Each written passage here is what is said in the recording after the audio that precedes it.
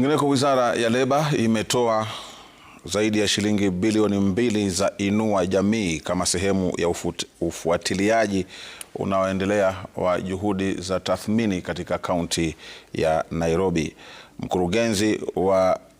idara hiyo Moses Kamau alifanya ukaguzi katika eneo la Mathare ambapo waliwasiliana na wazee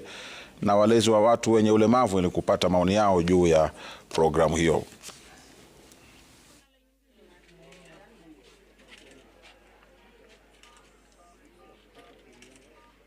Siku ya leo serikali tumeweza kuachilia pesa za wale ambao wanafaidika na mradi wa Inua Jamii, shilingi bilioni 2.5, 2.5 billion ambazo Wakenya wameanza kupata siku ya leo, na ndio maana tumekuja huku mashinani tuweze kutangamana na wale ambao wanafaidika na huo mradi na tuweze kuona kama wanapata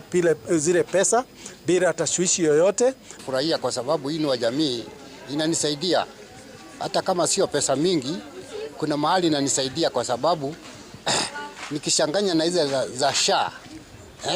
ili nipata kunisaidia nikaongeza zingine nikalipa SHA. Tuelekee kaunti namba